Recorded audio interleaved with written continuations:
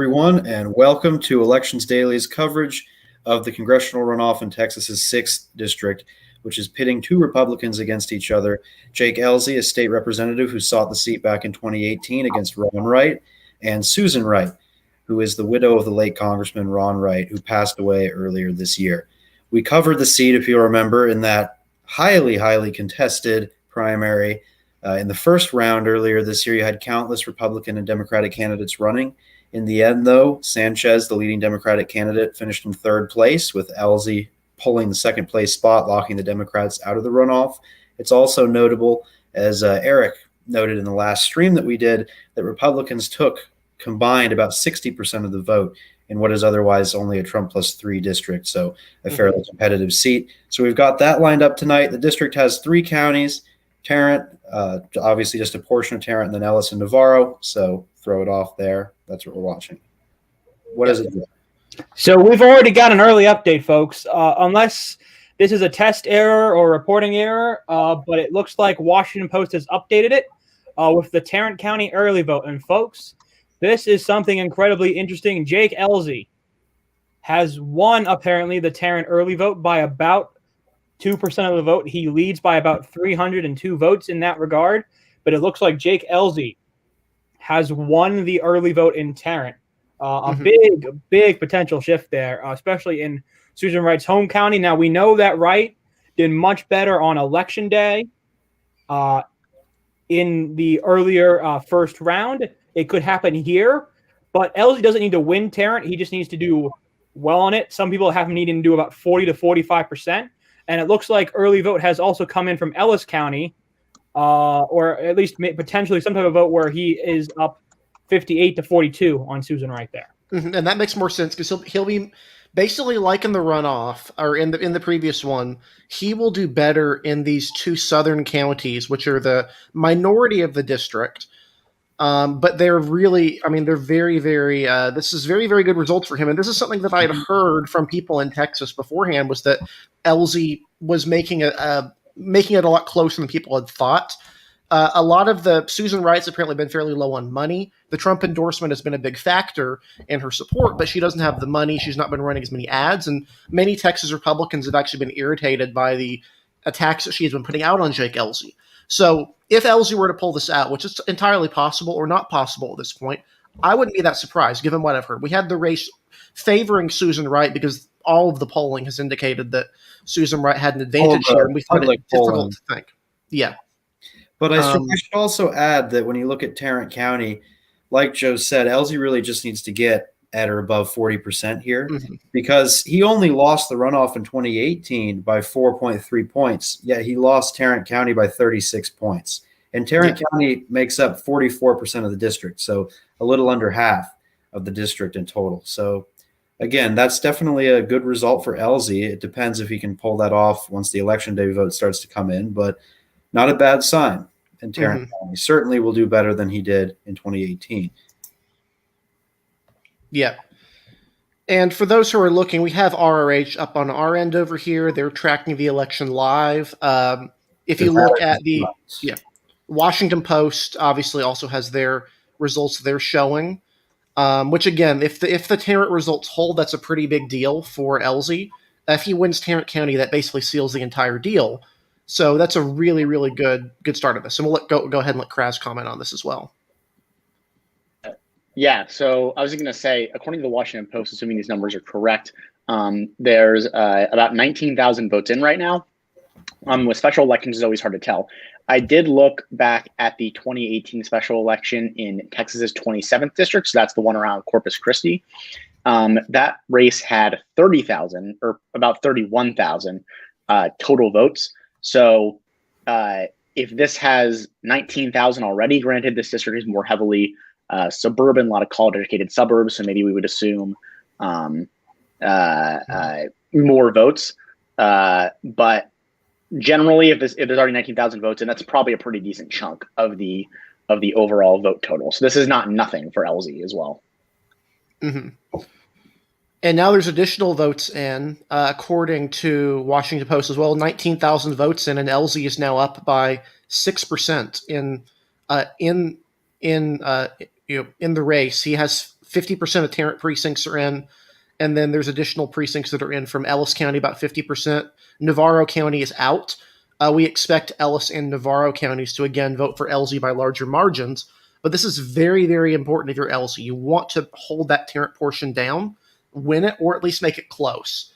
Those other two counties will give you votes, but Tarrant is a huge chunk of this district. And it's also important because his margin in Ellis right now is about 4 points less than it was in his last runoff campaign. So he can easily make up. I'm not saying he's going to underperform in Ellis and Navarro. It's too early. But with half the precincts in, it's certain that if he does better in Tarrant County, that will nullify any potential underperformance elsewhere in the district. Mm-hmm. Yeah, and I'll go ahead and explain a little bit of the dynamic here that's been leading up to on Election Day, since we had to jump right into results. Basically, right now, Susan Wright is the widow of the late Representative Ron Wright, who tragically died shortly after being sworn in to this term of Congress. She got the endorsement from former President Donald Trump, and generally was considered to be the candidate to proceed to the runoff. The complication emerged when, rather than facing a Democrat, Yana Sanchez, who finished in third, she instead faced Jake Ellzey, who was a fellow Republican. He had previously run for the district and had narrowly lost to Ron Wright in 2018. And since then, it's been a Republican versus a Republican runoff, which means that one, a lot of Democrats wouldn't be voting, but two, that Trump endorsement was generally considered to be prohibitive. From what I've been hearing on the ground in Texas, a lot of local Republicans were not happy with Susan Wright's campaign. It had been running really, really negative ads against Ellzey.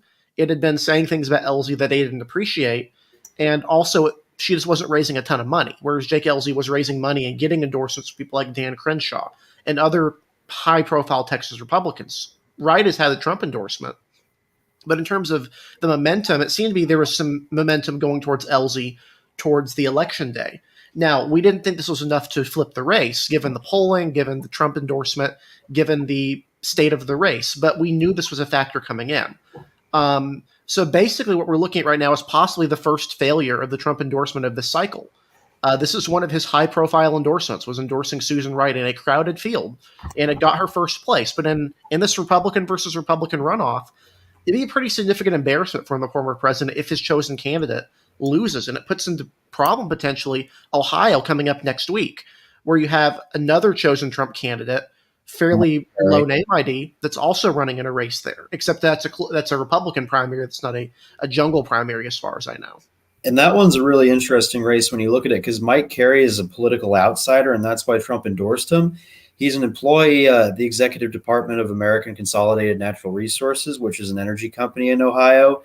And it's basically split three ways. You have the Trump faction backing Carey, who led in one poll, but again, I would doubt the credibility of any of these special election polls. They usually have high rates of undecided vote and large margins of error. But he's against Jeff Lurie, a state representative, and you'll hear more about this next week on August 3rd. But Steve Stivers endorsed him. So it's really a fight between the Stivers pick to replace him, who's in the legislature, the Trump pick, and finally there's a state senator named Bob Peterson running, who has a ton of support from local county officials and from members of the legislature. So there's a third faction there. So if Trump, if his candidate here tonight falls and then his candidate next week somehow falls, then that will be a bad way to start off the streak heading into a midterm cycle.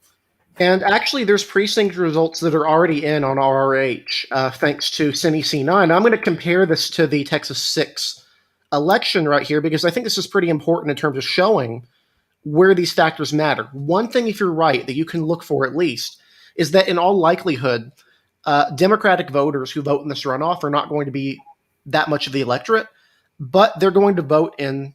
They were presumed to be voting more for Ellzey because he doesn't have the Trump endorsement. Even though by many measures he's a more conservative candidate, he's not endorsed by Trump. And so out of the choices there, many of Democratic voters were voting or presumed to be voting for Jake Ellzey. Well, if you look at the map right here, look at where the Democrats won votes in Texas 6 last election, and look at where Ellzey is racking up votes. He's racking them up in a lot of these areas that Democrats had won. This little area up here, this majority, I believe a lot of these are diverse areas, but in these areas of basically northern Arlington, and then around the center towards Fort Worth, he's doing pretty well. Some of these are Republican areas that did vote for Republicans in that portion of the election. Others, not so much. I'd need to see an actual result here, but I'd basically need to see a precinct map from November to give you a better idea of how that shifted. But keep in mind, most of this area was pretty blue in November. This is only a Trump +3 district because of this Tarrant County portion. So this area already starts as more Democratic than the rest of the district. What that basically means is that Susan Wright, presumed to be doing better there, is really kind of underperforming, and she's doing very poorly in some of these areas. Not all of them. Some of them that had been particularly strong for Democrats during the runoff. Although I will note around this corner right here, which is a different city than Arlington, she is doing a little bit better in that portion. This is just early vote still. We don't know what the election day vote's going to look like. But that's just a start, basically.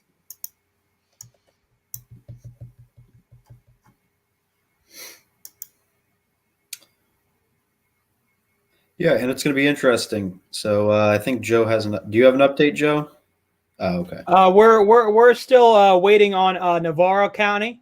Of course, they report early or current results. The big thing right now is that we are hearing that Navarro County, as we expect, is headed towards the Jake Ellzey column. By how much, obviously, we don't know. But from what we've been told, we should expect that Jake Ellzey wins Navarro, as has been expected. Really, whether or not Wright was going to win this election or not, Navarro was a county that everyone expected to go towards Jake Ellzey. And from what we're hearing, it sounds like that county will go for Jake Ellzey tonight. We just don't have the numbers in there from any of our sites yet. And it's interesting to look at that potential dichotomy because, like I said earlier, at the moment, the Ellis County margin is just a few points smaller than it was in the runoff in 2018. And while it's important to note that turnout in general is probably going to be about double what it was in 2018, looking at the numbers in Ellis, Navarro is actually the closer county, even though it's the least electorally significant county in 2018. So again, you got a few thousand extra votes there that if it turns into a close race, somehow if the Tarrant margin evaporates for Ellzey, but it's still better than it was in 2018, every vote really counts in a small county like Navarro. Mm-hmm. And then this fairly low turnout race, that's another important factor here. Obviously, runoffs don't have a lot of votes, and runoffs that are between one party only tend to get even fewer votes, especially in a competitive district on paper like this one. So we don't know how many votes I'm not sure we know how many votes are left, but right now, if you're Jake Ellzey's camp, you got to be pretty happy with the results that have come in so far. Mm-hmm. And I'll have a number on how many votes are left in Ellis in a second, but we have to wait more to see some election day vote in Tarrant before I can calculate that. Kraz, do you have anything? Yeah, I was just going to say that, I agree that Ellzey has to be happy. Someone did mention in the chat, although I'm not sure how true this is, that Ellzey endorsed a Texas Speaker of the House and the Texas House of Representatives that was different from the choice of most of the Republican caucus. I think there was a compromise pick or something like that with some Democrats, although I'm not entirely clear on the story. I do know that Ellzey has been running some ads targeted at Democrats. I think I saw one today that was he was not endorsed by Trump and a proponent of Texas public education, something like that. So it's clear that he knows where his bread is buttered. And if he actually does well in Tarrant and especially around Arlington, it's clear that strategy would have paid off. But yeah, if I'm Ellzey, I like these numbers right now. The only thing is going to be is the election day vote significantly different from the mail-in vote because we've all been burned now more than once, thinking that the trends from the mail-in vote would hold the election day vote when they don't. But that being said, in a one-party congressional runoff, I can't imagine that the vote is that much different on election day. If anything, it's more conservative and more right-wing, which you think would help Ellzey. But we'll see, I guess. But yeah, I think he's got to be happy and probably the favorite right now. Yeah. And I remember that story, the one you're talking about with the House Speaker. I believe that was several years ago where there was a coalition that chose a different House Speaker than a lot of what Republicans want, which isn't that uncommon. That doesn't say so much about Ellzey's political views as it does about internal dynamics within the caucus. Texas has, up until recently, up until probably a turning point as the walkout, has been a very bipartisan legislature in terms of committee assignments, power sharing. A lot of Democrats lead committees or have led committees. The Speaker pro tem was a Democrat. So it's not unusual for Republicans to work with Democrats to do things in the Texas House of Representatives. So it's not as huge of a deal as someone makes, although if you're a more institutional conservative, that may be a pretty substantial factor for your vote here.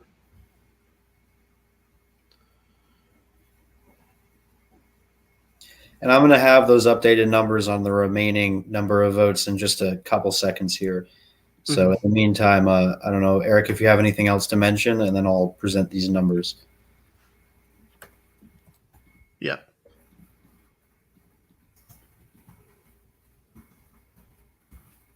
So apparently the one thing I would note is that Wright did overperform with election day votes in the earlier, and I believe we've mentioned this, but that is one factor to consider. If you're right, that's kind of what you got to hope for at this point, because these numbers, specifically in Tarrant, are just not what you're looking for if you want to actually win this race and become the next congressperson from this district. There is still half the vote left to report, more than half the vote according to Washington Post, or at least more than half the precincts to report. But yeah, the thing is for me with that is that, this is still a special election. And from what we're hearing, we're only expecting about, 40,000 to 43,000 votes is what I was hearing they're projecting. So if we've already got almost 20,000 in, and we still haven't heard from Navarro yet, and, obviously Navarro and Ellis aren't going to be fully reported yet, Wright's going to have to win those election day votes in Tarrant, theoretically, by an overwhelming margin to win this race. So that's why I think it's possible, but I think we've got to make sure that people that's what we're talking about right now, is that if these kind of what we're seeing in the early votes kind of hold right now, it's just a whole lot. There's not a whole lot left that you can really talk about then. If it's there, you've got to have a huge margin in those election day votes in Tarrant County. Well, the one thing I will say about this, one of the reasons it makes it hard to predict the election day vote is that this is kind of a special election when they might have unusual coalitions. So in a lot of intra-party special elections, you see that one candidate is kind of more on their party's ideological or extreme end, and the other candidate is more moderate. And you kind of expect more moderate candidate to sap up the voters from the party that's been left out, as well as moderates from their own party. And then you try to see if the more ideological candidate can kind of win off their lockstep support and their enthusiasm within the party. The reason that this election might be kind of weird is Ellzey, by a lot of metrics, is more conservative than Wright, but Wright has the Trump endorsement, which probably has turned off a lot of Democrats that maybe would have showed up and voted for Wright. We're now considering Ellzey. So this is kind of a weird dynamic here, where when you're looking at who can benefit from election day votes, on the one hand, you assume Trump supporters are more likely to vote on election day, and maybe they go for Wright because she was endorsed by Trump. But ideologically, they're more aligned with Ellzey, and you have to consider Democrats as well. So this is a unique situation that makes it hard to predict. Just a quick update looking at the actual numbers here. So 51.6% of the vote is in Tarrant County. So we have 13,012 votes cast, and the estimate remaining is 11,988.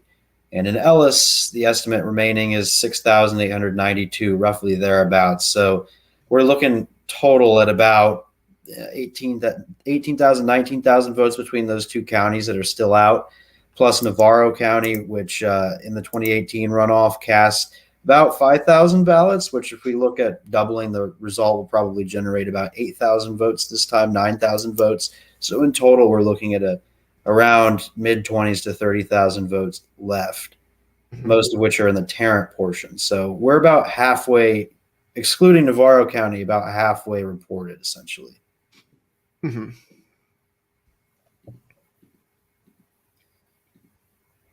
Yep, and we'll take some questions as well since we got some time in between what we're talking about. I know this, I will say to the comments, you're usually pretty good.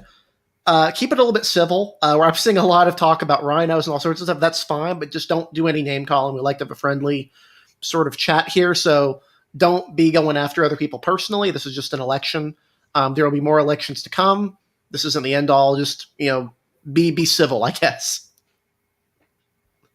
Although I do want to highlight this one funny comment, which is from Reddit. If a Republican wins this Texas 6, there was fraud. I just found that funny because there are only Republicans right now, so it's a pretty interesting dynamic. You see this sort of thing before, as we've said, in some of these other races. It's happened to in California, where the candidate that's been chosen has been kind of weird. Sometimes voters make a weird decision, and the 2018 Senate race, Republicans voted overwhelmingly for Kevin De Leon against Dianne Feinstein, mainly just to spite her, even though Kevin. Eric? We might have lost him.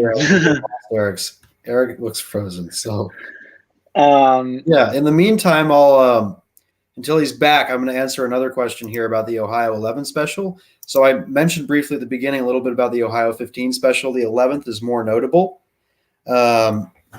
So you've got Nina Turner running against Shontel Brown, and it's essentially a classic battle of the progressive versus the traditional factions of the Democratic Party. Bernie Sanders and AOC are both backing Turner.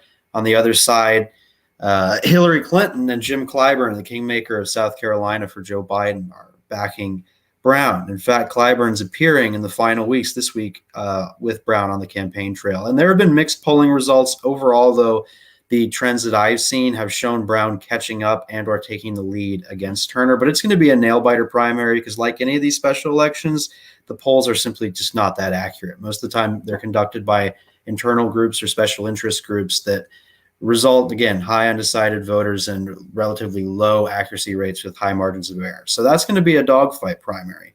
It's going to be fascinating. Kraz, do you have anything at all to add on that primary?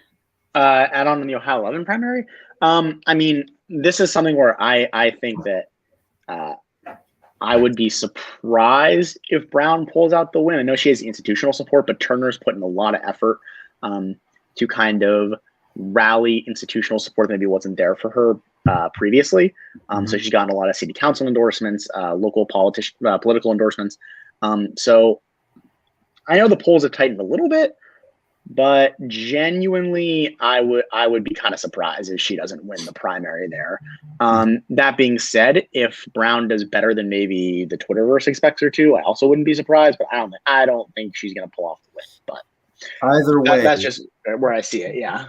Either way, a Democrat will be sure to hold that seat in the general election. Yep, Florida's 20th district special is next year to replace Alcee Hastings. So we're not going to be covering that yet. That's the first 2022 cycle race.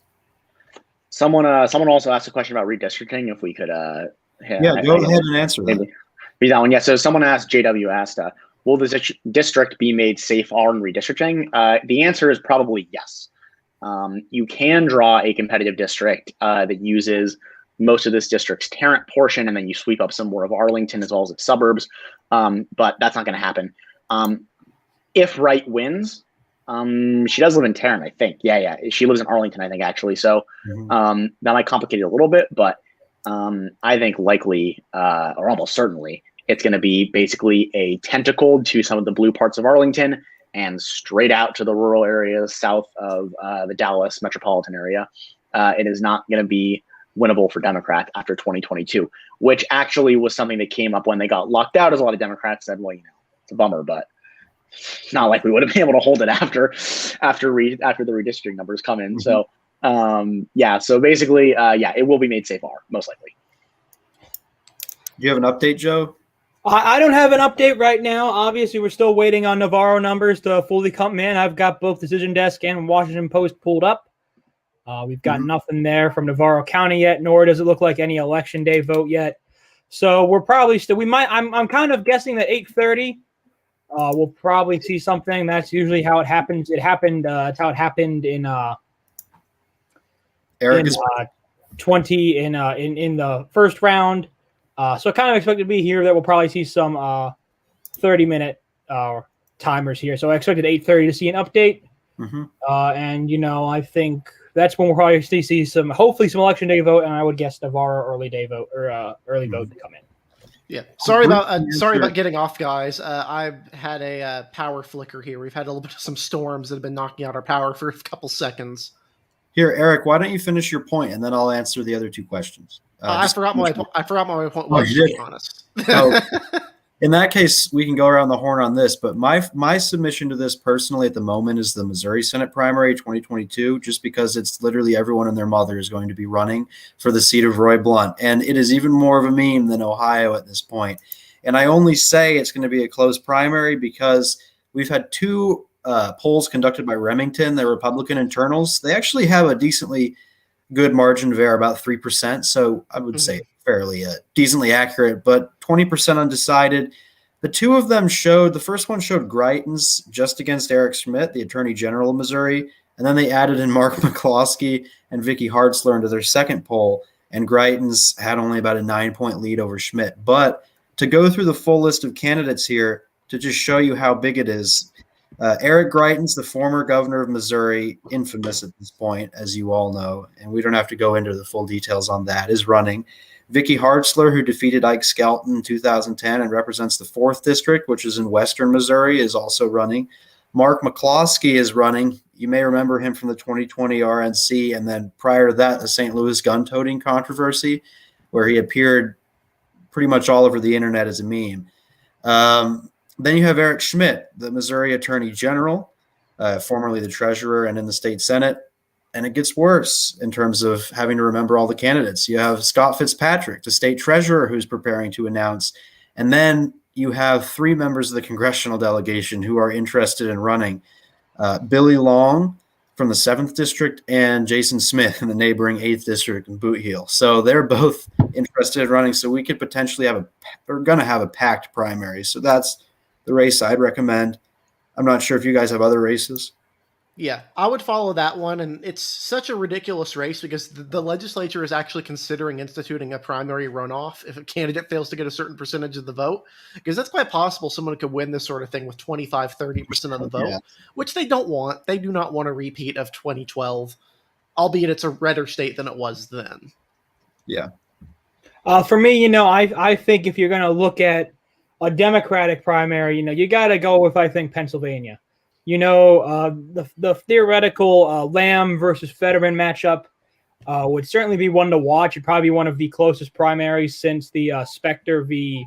Sestak primary in 2010. And even that, this will have some extra candidates in there added in with Val Arkush, Sharif Street, and Malcolm Kenyatta, all, of course, in the race. Pennsylvania's Democratic race for that Senate seat, I think that's going to be really interesting.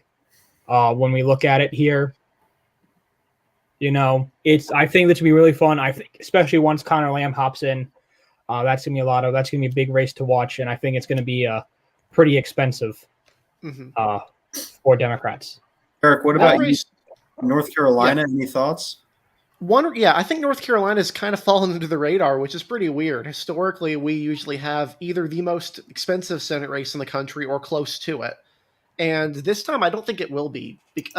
Basically, both sides have fairly underwhelming candidates. I would give the edge to the Republicans in terms of quality, because you actually have sitting members of Congress and the former governor, Pat McCrory, who did lose in 2012, but has substantial name ID and enough goodwill in the urban areas to overcome any sort of his loss in 2012 was more due, or 2016 was more due to Western North Carolina being a little more favorable for Cooper, which it would not be in this race. But so the Republican side, everyone knows. The Democratic side, though, no one seems thrilled about the candidates. I know Sherry Beasley has kind of gotten support. The DNC hasn't stepped in yet. Jeff Jackson is trying to make himself a thing. And then you got Erica Smith running a progressive campaign, which is not really something that's been done too much in North Carolina. The last time you had an outright progressive win a Senate race primary was in 2010 when Elaine Marshall won against Cal Cunningham in the Democratic primary by a surprise landslide margin, and then proceeded to lose to Richard Burr in such a humiliating manner that she managed to be the last Democrat to lose Guilford County, and which is pretty embarrassing, all things considered, given how Democratic that county is at this point. It didn't even go for Pat McCrory in 2012. So North Carolina, I would keep an eye on, especially the Democratic side, because the dynamic there is Beasley running this very establishment-oriented campaign with more urban voters and Democratic voters in the Northeast, Jackson trying to run this white liberal-oriented campaign based in the major cities, basically like his home of Mecklenburg County, and then Erica Smith trying to bring the progressive vote together under one side. It's going to be a very interesting result, I think. Kraz, do you have any thoughts on the Senate primary? Yeah, I was going to chime in earlier. I was going to say you guys were missing Alabama, I think. I don't think anyone didn't that's say a good Alabama. one. That's a great one. Yeah, because you got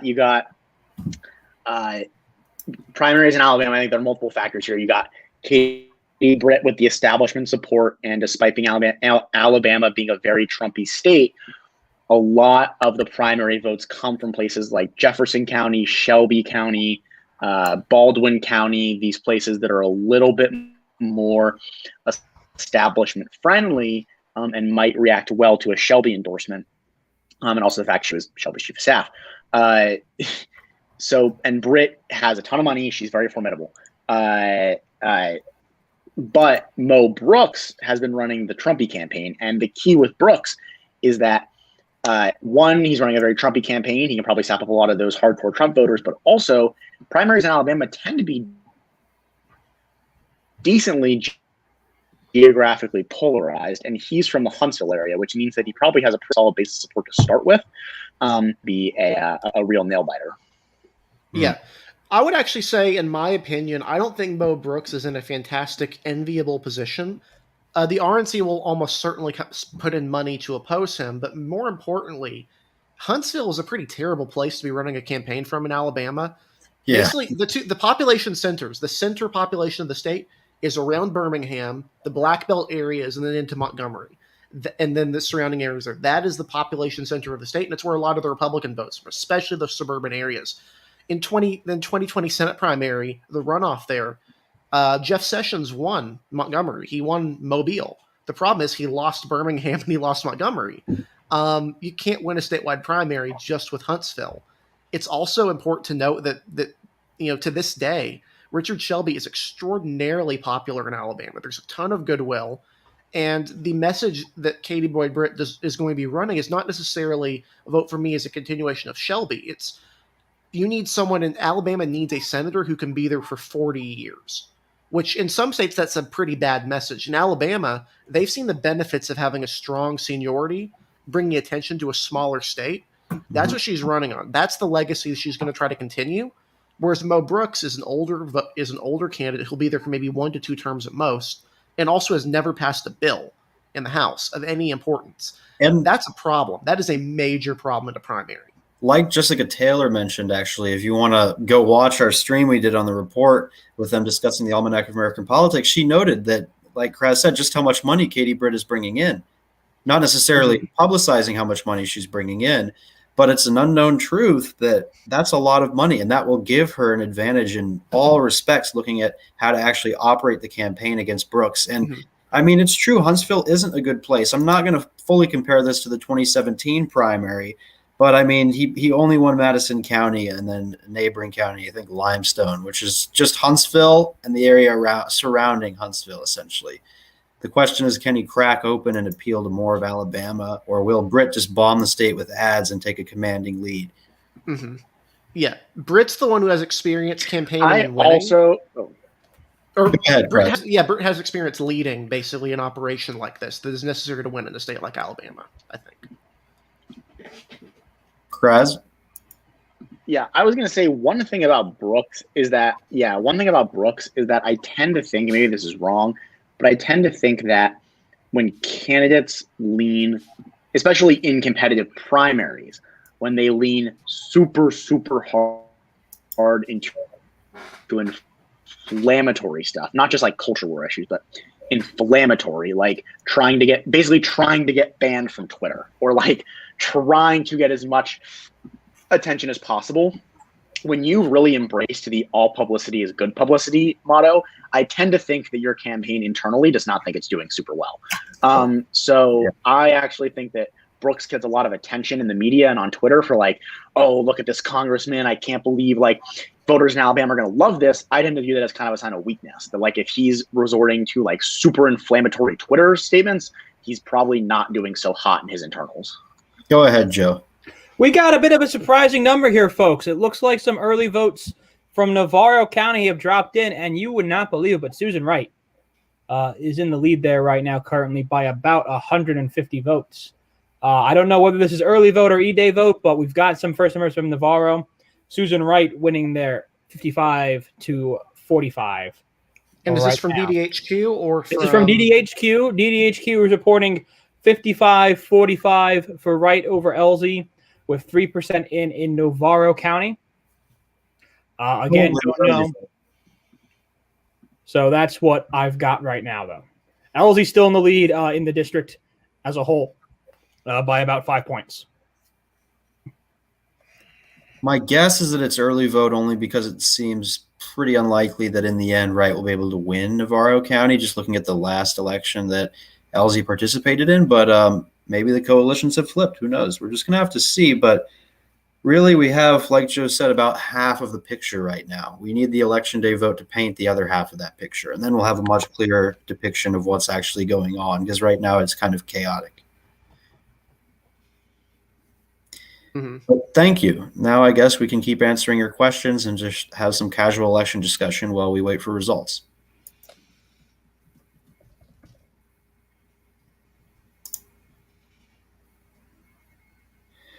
Joe, do you see this thing about Pennsylvania? Do you have a personal opinion on Josh Shapiro's chances in the gubernatorial race next year and how he's shaping that up? I think Josh Shapiro is a solid candidate for Democrats. You know, there's really no other way to put it. Shapiro's tough.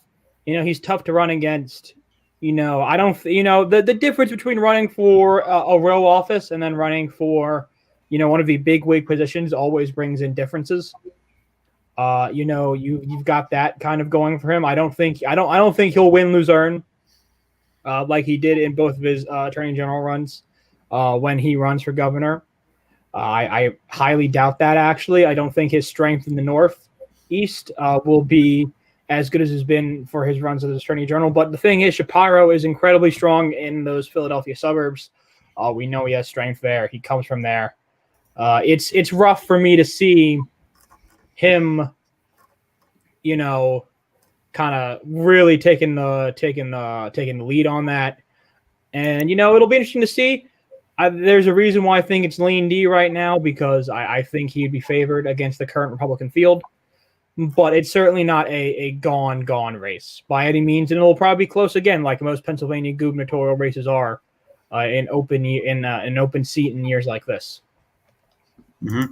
And I saw a brief question as well that I'd like to answer about the Kansas gubernatorial race. I wrote about this earlier for my gubernatorial update, but the primary is very interesting, and it's one of the few gubernatorial primaries in the country that's essentially has broken down to a 1v1 race. And that race is between Jeff Collier, and if you remember Collier, he narrowly lost as the incumbent governor after he succeeded Sam Brownback, who went up to the Trump cabinet. He lost to Chris Kobach in 2018, and that race ended up flipping to the Democrats. But he's running again. And his opponent is a Republican named Derek Schmidt, who is the Kansas Attorney General. He's been in office for more than a decade as Attorney General. Previously was the majority leader in the state Senate. So in a way, I mean, Collier had a long experience as lieutenant governor, but Derek Schmidt probably has more statewide name recognition, or at least did prior to the last election. But it's going to be interesting. We had some polling, but it was internal polling, and it's no longer publicly available. So I'd say at the moment that we actually need to see how this race is going to pan out before we go into it. Either way, Laura Kelly is going to have a competitive race. Certainly. It's currently a toss-up, but she's really been able to form her own brand. I mean, at first we didn't expect her, there were some talks where people were saying that she might not even run for a second term, but now she's declared her bid for a second term, no opposition in the Democratic primary. Kansas is still a reliably Republican state, but unlike Missouri, it's been trending toward the Democrats. I mean, just look at Johnson County. Johnson County now makes it almost impossible to do a proper Republican gerrymander just because of the trends there.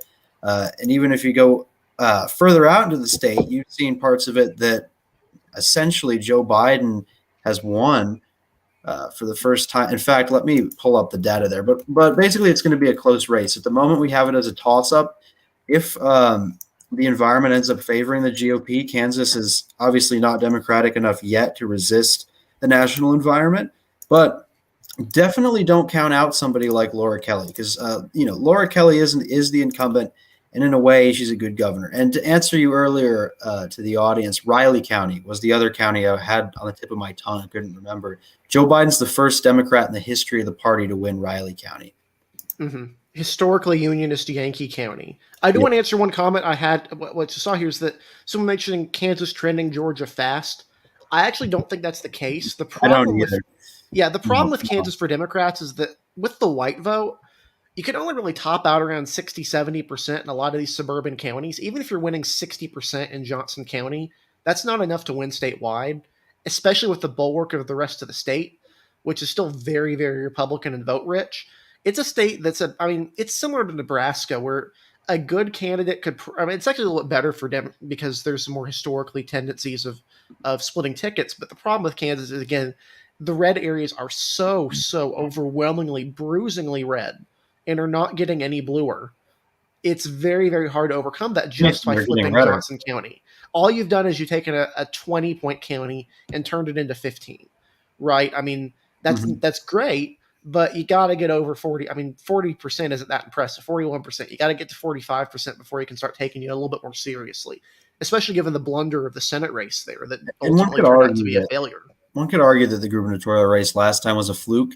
All we're saying is that until we have reliable polling, which we've had none of in the primary or the general election, we can't count out Kelly immediately. Yeah. I do want to briefly answer this, though. Thoughts on Lee Zeldin, who represents a district in Long Island, the 1st district, running for New York governor against Cuomo. So we all know that Cuomo has lost quite a lot of popularity over the last few months and has been embroiled in multiple scandals. But we have to remember that New York is a very Democratic state.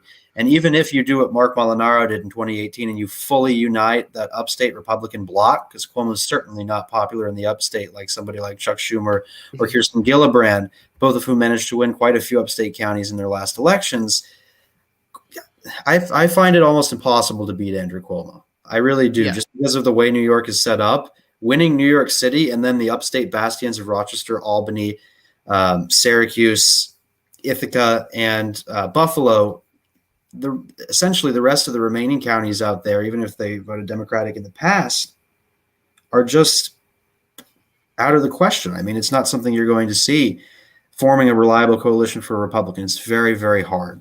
Yeah. What I would say is that I don't think Lee Zeldin will win. I don't think a Republican can win in New York. But if a Republican were to win, what would the approach be?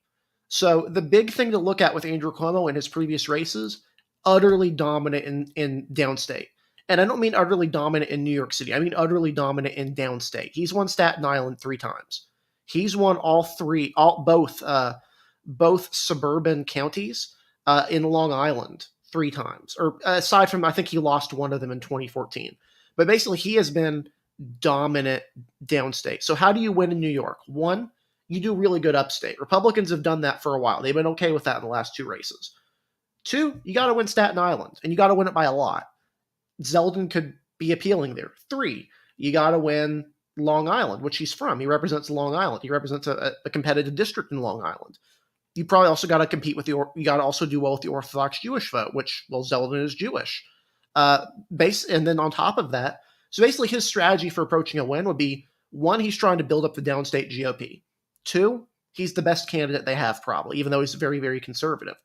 3, he'd probably be hoping there's a progressive challenger that finally gets on the ballot for Cuomo, that the Working Families Party, for some reason, ditches Cuomo, which would make it a 3-person race rather than the 2. All of a sudden, at that point, getting 40% of the vote could be enough to win. I don't think it's a viable scenario, but his thought process there I don't think is entirely stupid. I mean, if you want a Republican to win in New York, you probably got to have someone from downstate, and he's a pretty good downstate Republican. Harrison, you're muted. I was saying he can build up the base downstate. That's certainly possible because even Molinaro couldn't win Staten Island. But again, I rest my case, unfortunately for him. Even doing that probably only gets you low 40s percentage of the vote wise. I mean, Molinaro got 37%. So getting about 42, 43, it's still a rough state. I mean, you're dealing with New York City and then all of the cities upstate. So I think that pretty much rests that case there. What else do we have here? This one. Eric, if you want to make your point, then I thought we could briefly answer. Oh, yeah. this. Only other thing I was going to mention with New York is, it is very, very, very challenging. But I think if Republicans nominating a downstate candidate is worth a shot, given, the last few, even Mark Molinaro, who was a county executive, I believe, in one of the major suburban counties in upstate, but still New York area, it didn't quite work. I think he's not the worst candidate you could put out there for Republicans. And I do think any sort of thing would rely on a split vote. But yeah, I'm broadly in agreement with you on the competitiveness. It's not competitive right now. It probably won't be. Just to briefly answer this, and then Eric's going to look at the election shuffler question.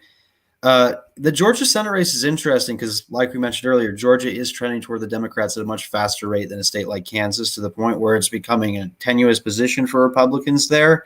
I would certainly say that with Brian Kemp on the ballot, the Republicans have a better chance of holding the governorship than they do of beating Warnock.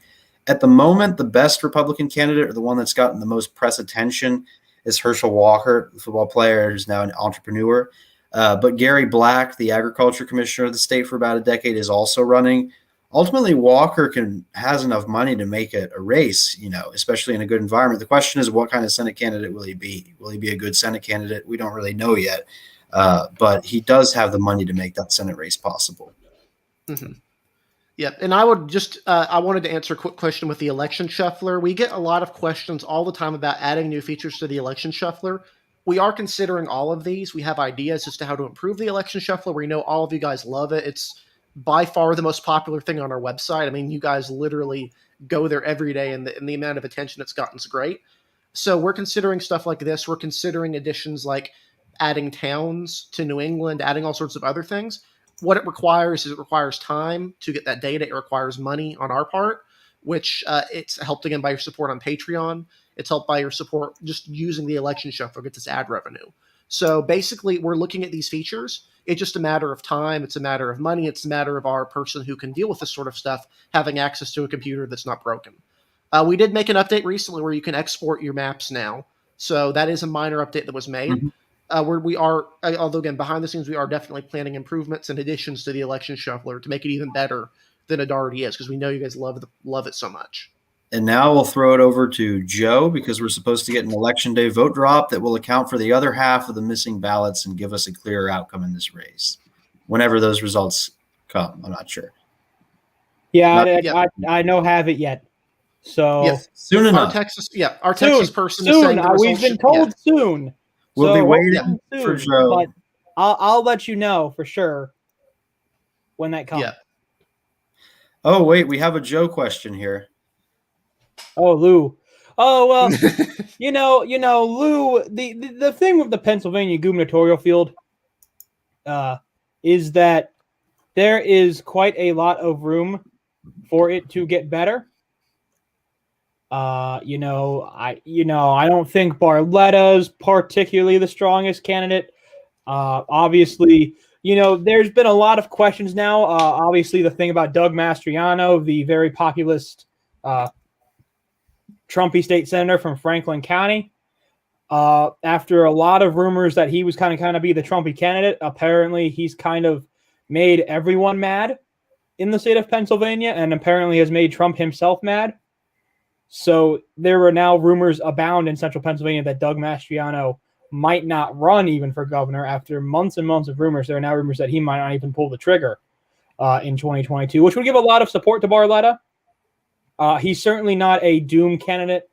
Even against Shapiro, he would keep the race close. I know he would totally end Shapiro's normally good margins in most of the northeastern part of the state, especially Luzerne County, because Barletta comes from Luzerne. He was even able to beat, the Pennsylvania machine of Bob Casey Jr. up there. So, okay, interesting correction here, folks. So apparently the Navarro vote is election day vote.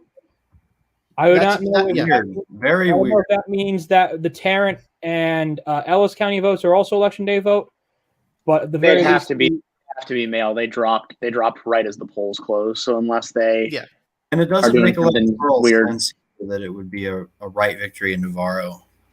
But maybe it just seemed a bit odd. The one thing is, though, not to extrapolate too much from 1,000 votes, but if she's winning the election day vote, like by a not insignificant margin in what was the margin here?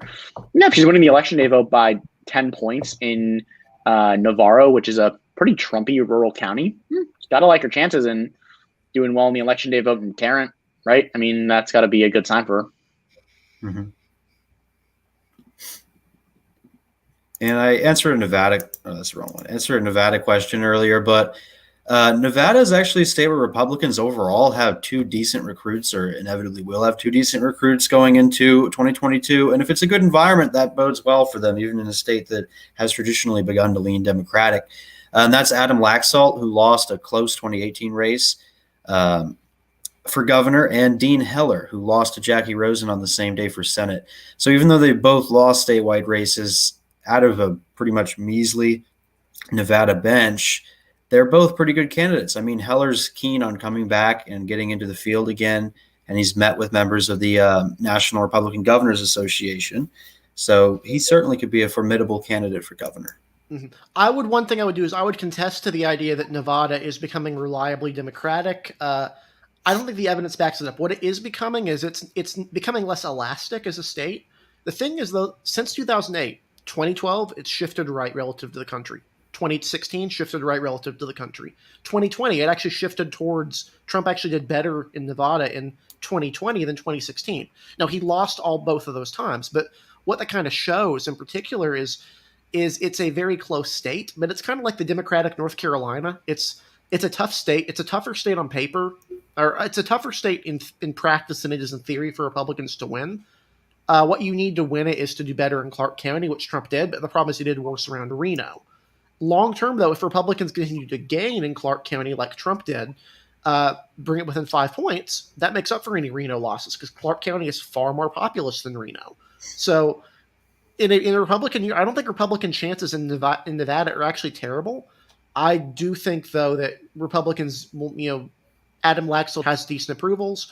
It has shown a tendency to vote for Republicans that are not named Ryan Sandoval, and a pretty regular, or Democrats that are not, the Democratic candidate, as long as the Republican is not named Brian Sandoval. So it is a challenging state, but I would say it's not reliably Democratic yet. I would contest that. No, I didn't mean that it is becoming more reliably Democratic. I more so meant that it has recently voted, albeit by narrow margins, for Democrats more often than Republicans. But Steve Sisolak has had mixed approval ratings as governor there, so it's going to be worth looking at.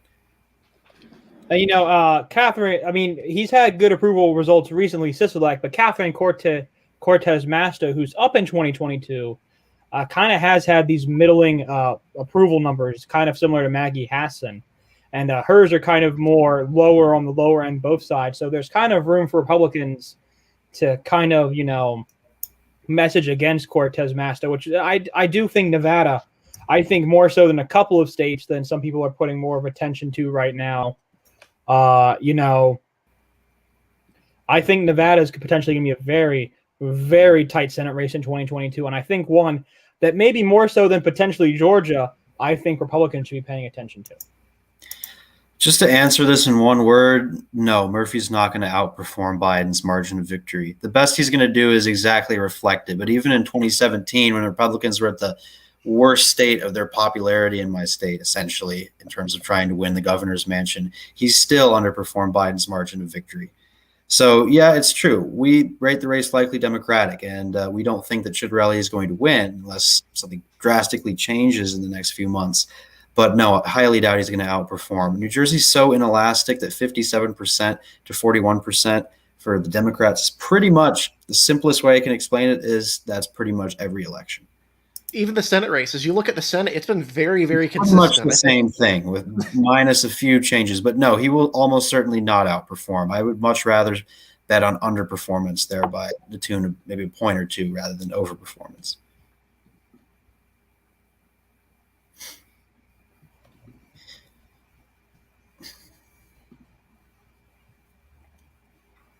We got a question I think we could pass around here from Dave John. If you want to highlight that one, we can get into that one. Yes, there you go.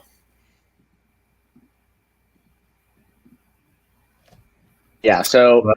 Oh, go ahead, Chris. Yeah. So this is what is a GOP candidate that could win a likely to safe blue state? or Democratic candidate that could win, likely to save our state? This is actually a good question because it requires us to kind of think outside the bounds. Looking at the Senate map, I don't see a whole lot of opportunities for either party. I guess if you consider Colorado these days a likely to safe blue state, I guess a Republican could break through in Colorado. Ditto for Democrats in Iowa. If you consider Iowa a likely to safe our state, yeah, I could see a breakthrough if things go the right way for them in Iowa. Outside of that, I mean, there's not a whole lot of opportunities that I see as super realistic.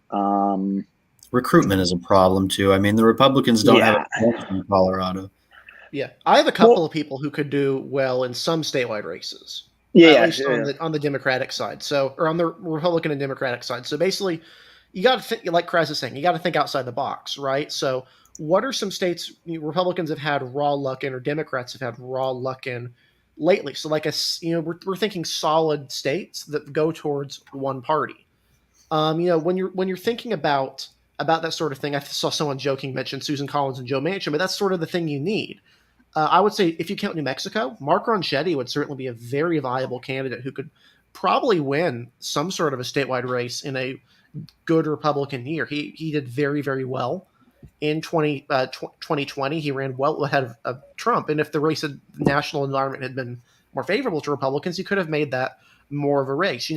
On the Republican side, depends on what state you're qualifying things as, right? If you're counting a state like Mississippi as a lean to likely Democratic or likely to safe Republican state, only Democrat who's run relatively competitive there is Mike Espy lately. He ran competitive in 2 Senate races. That's better than nothing. In a good Democratic year with a horrible Republican candidate, someone like him could win in an Alabama-like situation. It would actually be far easier because the black population in Missouri and Mississippi is quite higher. The last one I would mention kind of as a joke, if you look at polling and the polling indicating 2 polls indicating a close recall vote in California, apparently Larry Elder is leading the field. So apparently Larry Elder could be I saw that today. the Republican to win in California. That would be California would it's just a weird state. California's too many hippies in California. I mean, in the West Coast in general for me, but there's just too many hippies in California for me, and it makes for a weird state, and it can make a weird state politically. I still significantly doubt that Larry Elder would be the next governor of California, but boy, oh boy, would it be so funny just to see that happen for a year, man. May not be crass considering he's a technical resident of the state to a certain extent. Maybe it won't be too funny to him, but for me, it would be funny. Yeah. Just answering this question real quick about the Connecticut and Oregon gubernatorial races. In a way, I group this a lot in the same category as the Oklahoma race where you had Edmondson running. It's about candidate recruitment if you want the other party to come even remotely close. And Connecticut has traditionally had close governor's races, but Stefanowski could put up a tough fight if he runs again. But at the moment, there's really just no candidate recruitment for Republicans in Connecticut yet. Kind of the same thing that we saw in Iowa. I mean, Kim Reynolds had low approval ratings. Those have gone back up. Iowa is objectively, at least at the federal level, a likely to safe Republican state at this point, depending on the candidates. And there are literally no Democrats that are relevant running against Reynolds yet. And Oregon's the same way. Newt Buehler was a good moderate Republican candidate, fit the state well. Even though Kate Brown's term limited, we're going to have to wait on candidates again. So yeah. Oregon is actually super weird. And I want to mention one thing before Joe goes on. Democrats have not won more than 51% of the vote in an Oregon gubernatorial race since 1998. That's very weird. It's also weird Republicans have not won a race during that span, but I would be actually surprised if a Democrat in Oregon wins more than like 52% of the vote in a gubernatorial race. It's much more competitive at a state level than a federal one still. There's a pretty high floor for Republicans in statewide races there. Go ahead, Joe. Did you have an update earlier? No, I did not have an update, but I wanted to comment on the Oregon race, on the idea of the Oregon gubernatorial race. Again, like Eric said, Oregon for forever now, since it's kind of fully trended left, has even then had close gubernatorial races. Whether that's kind of the unpopularity of certain candidates. Obviously, Kate Brown. Numerous Republican operatives believe that if 2018 had been a Republican-leaning year, a lot of people think that could have been the year where Republicans could have broken through, especially with their candidate in Newt Bueller in 2018. A lot of Republican operatives think that if that was a more Republican year, that Bueller could have broken that streak. And some do think that this could still be the year. Bud Pierce, who was the Republican nominee in 2016, which was even in a presidential year in a special election, the race was only decided by about 7 points. And that was when this guy was a nominee. So, this is just kind of Oregon's a state, I think, it's a likely D state at the gubernatorial level, but it's kind of an interesting one to watch, I think. It's certainly not one where I think you should just look over, because it is one where I think it could be very interesting to watch and see kind of how it goes down. It's one of those races that seems off the board, but could potentially come on the board if the race becomes more Republican favored in the coming years. I'll just briefly touch on this question real quick about New Jersey redistricting. So we use a commission system, and in the past, they've been able to pick the 13th member without much of an issue at all. So the legislative leaders for both parties have selected their 6 candidate slates for the commission, and the final member cannot be agreed upon. So it is now going to the New Jersey Supreme Court because there was a deadlock in the determination of who that person would be. So both sides have submitted a candidate. In the past, normally you've had some normally they'll choose an academic or something like that, but that doesn't exactly work with Republicans nowadays. So former Supreme Court Justice John Wallace Jr. is the Democratic pick for that 13th seat. And then former Superior Court judge named Mariana Cordamus is the Republican pick. And a lot of people think Democrats control the New Jersey State Supreme Court, but that's not exactly accurate. Technically, you've actually got what I would call a conservative majority, because there's an independent judge that was appointed during the Christie administration that effectively gives the conservatives a majority on the court. So the real question is, David Wildstein at the New Jersey Globe described it as a political hot potato inherited by the Supreme Court. And ultimately, to answer your question about whether we have an incumbent protection map, or basically what party this map will end up favoring and to what degree, it all depends on who the 13th member is on the commission, and thereby rests entirely on the court, which will probably deliver a split ruling down ideological lines. And I do want to make I think it's actually really interesting, the potential in New Jersey, right? It could be anywhere from an 11-1 map to 8-4 to even a 7-5 would be you could still do that theoretically. It would be pretty difficult, but it could be theoretical. 8-4 is more likely than 7-5. Yeah. It's worth noting, New Jersey, we thought New Jersey would be closer to losing a seat than gaining it. It turns out it was actually relatively close to gaining a district, which came to everyone's surprise. So basically every single map that you've drawn of New Jersey, if you use DRA, is off, and hilariously off, because the population was severely underestimated. We have no idea where the extra people are from, but the numbers that are in DRA they're based on the ACS estimates are not correct. So basically anything you're drawing is wrong. Wealthy North Central Jersey suburbs. Yeah. That's where the population growth is. It's not in the cities, I can tell you that. And it's certainly not in South Jersey and the white working class suburbs across the Delaware River. It has to be in the northern suburbs in places like Somerset, Huntington, Monmouth County, et cetera. Almost certainly.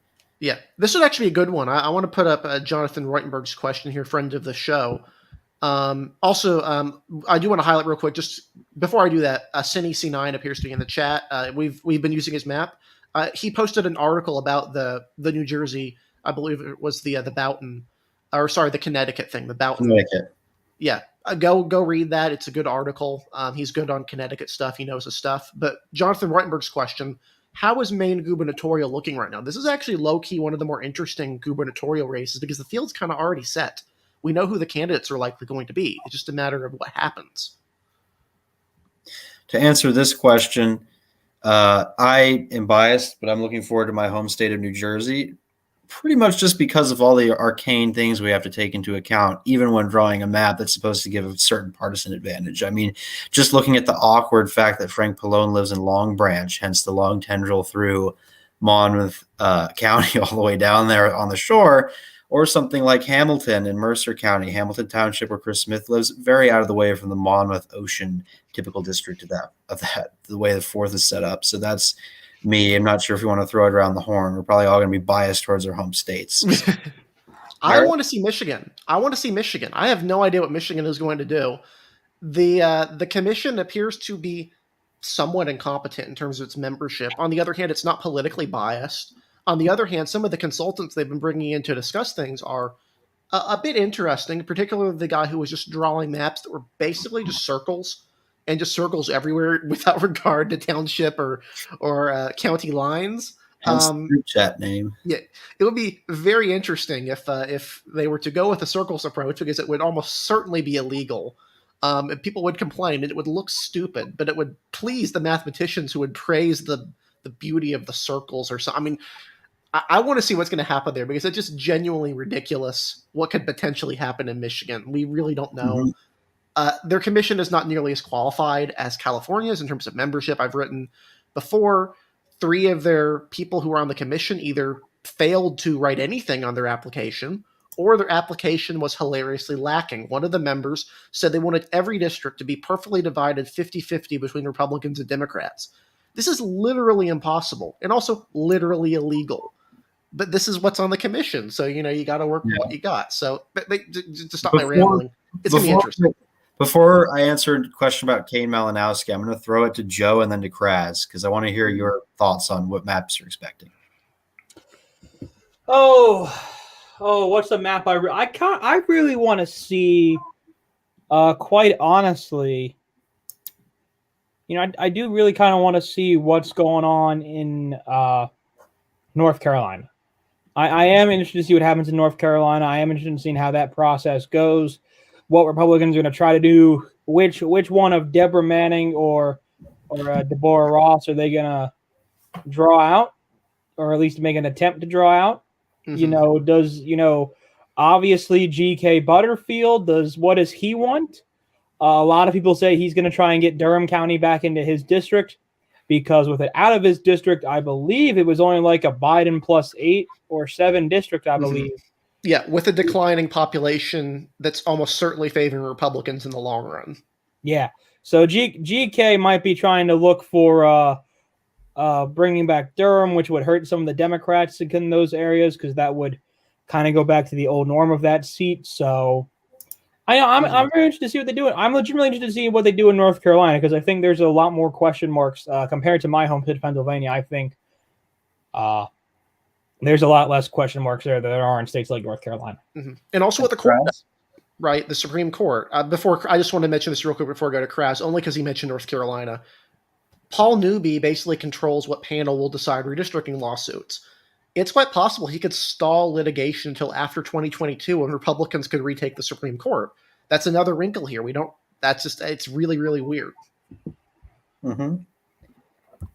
I was going to chime in and say, I'll cheat a little bit, but I think really the 3 states I want to see the most are New York, Illinois, and California, because there's been a lot made of the idea that Republicans can win back the House based solely off of their gains in redistricting, because they control a lot of big states. They control Ohio, they control Florida, they control Texas. And so there's been a lot of math done that says, if Republicans draw themselves, 3 more seats in Texas and 2 more seats in Florida and, 1 more seat in Ohio, et cetera, 2 more seats in Ohio, et cetera, they'll win back the House just based on redistricting alone.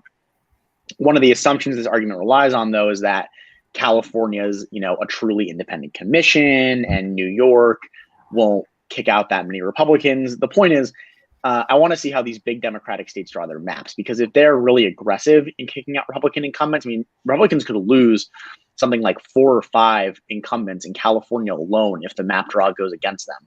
And then you think about, on top of that, they could easily, and that's with a commission, they could easily lose an incumbent or 2 in Illinois. They could easily lose, 2 or 3 incumbents in New York.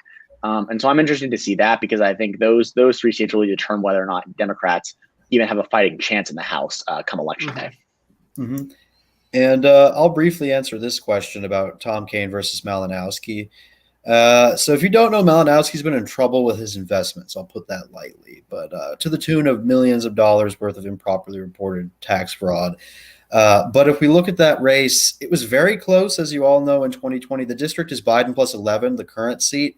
Malinowski only won by 1 point. He now lives in Hunterdon County. Kean, interestingly enough, lives in Union County in Westfield. So that's far on the opposite end of the district. It's actually one of the Democratic portions of the district now. If it were the current district in what I expect to be at least a somewhat favorable Republican environment, if not extremely favorable environment, Keene would almost certainly win because he already outran Biden by 10 points and did well with ancestral Republicans down the ballot. That said, even if it's a close district that's drawn for a Democrat like Tom Malinowski, I still think Keene could win or at least come close to winning. People underestimate Tom Keene. I mean, he was in a dangerous district. We'll put it that way. Biden plus 11 seat that's been getting more Democratic. But if the commission decides to essentially scrap Malinowski altogether and draw a Republican seat in North Jersey, then Tom Keene could run for that. But then you're looking at the logistics of how do we make a Republican seat in North Jersey that takes in more Republican portions of North Jersey, but also makes room for someone who lives in Union County. So maybe he'll have to move. We'll see. But very fascinating stuff there on that discourse. But until I see what the New Jersey district map looks like, I'm not making any predictions because I only can analyze the current map. Ooh, this is a good one. Anybody want to go around the horn on this one? Yeah, I can do this a little bit. This is one of those ones where I think that DeWine. Okay, so I think what's happening here is I think DeWine is still in a strong position. I think the stuff about his COVID handling will be mostly in the background. We also saw that while many Republicans don't like COVID restrictions, it's hard to get them to vote en masse on that one issue. In the Indiana gubernatorial race in 2020, there was a lot made of, oh, there's a libertarian running on an anti-mask policy, and Republicans are upset with Holcomb for his mask mandate. Look out for this libertarian. There were a couple things written about how this libertarian might pull a ton of votes. And the libertarian did better than most did, but he pulled, I think, 6, 7%. Maybe I'm misremembering, but like 6%, 7%. He pulled 11%. Oh, he pulled 11%. Okay, yeah. So he did pretty well. But like Holcomb's numbers were not really eaten into. Like there was not really any kind of sign that there was some mass movement. And this was when the COVID restrictions were fresh in voters' minds. When we get to 2022, I don't think that's going to be a huge issue. In terms of his handling of Trump's election challenges, I mean, Trump won Ohio, so I don't think there's really it's not as much of an issue there. So I think that this is an example where Democrats online, especially, see Renacci running. They say, I hate Renacci. I think he's a bad person, and Republicans are bad people, so they must vote for the worst person possible in the primary. And so Renacci must have a great shot, but I don't think that he actually has a great shot. I think it's really hard to take out an incumbent governor. I think DeWine will probably win. Mm-hmm. And I do have a couple of Indiana things to mention. Just it's a state I'm familiar with, and I looked at the thing. So basically, yes, Rainwater took 11% of the vote. He finished second in a third of Indiana's counties. I have a map somewhere I'm trying to find. So he did pretty well. The problem is Woody Myers had the worst Democratic gubernatorial performance in recent memory. He only got 32% of the vote. That's not good. In Marion County, he only got 52% of the vote. That's Indianapolis. He only got 52% in Lake. He only got 53 in Monroe. So basically, yeah, some of the voters were repulsed by Holcomb's mask policy. Far more voters voted for him who would not normally have voted for a Republican. Now, that's in a general election. In a primary, that's a different story, but it's worth noting that Renacci is a notoriously horrible campaigner who slept his way through 2018, has shown no interest in ever campaigning in any serious fashion. And Ohio is actually a pretty establishment-friendly state. They love their establishment Republican governors and Republican candidates. And Mike DeWine's been there for forever, literally since the 1980s, early 1980s. Yeah. He's been in every office, both chambers of the legislature, the House, the Senate, Attorney General, Governor, just to name a few, pretty much every office. Oh, here we go. I found the map. So this is to clarify a mistake I made earlier about Tom Malinowski, just so we don't get sued. He didn't commit tax fraud. He committed $1 million worth of insider trading. So questionable trades there. But I just wanted to clarify that for the record. Yeah. So you can see here, this is the map of the gubernatorial race. You'll notice only a couple of counties Myers won, and he only won them by a maximum of 10 to 20% of the vote. You look at the counties Rainwater finished second in, a lot of them, like around the state, just broadly speaking, rural areas. But did it hit into the margin for Holcomb? No, 56.5% is actually pretty great for a Republican in Indiana. So that's just a factor here I would mention is it didn't seem to hurt him. And Indiana is a very similar state to Ohio in a lot of ways. If anything, it's more conservative.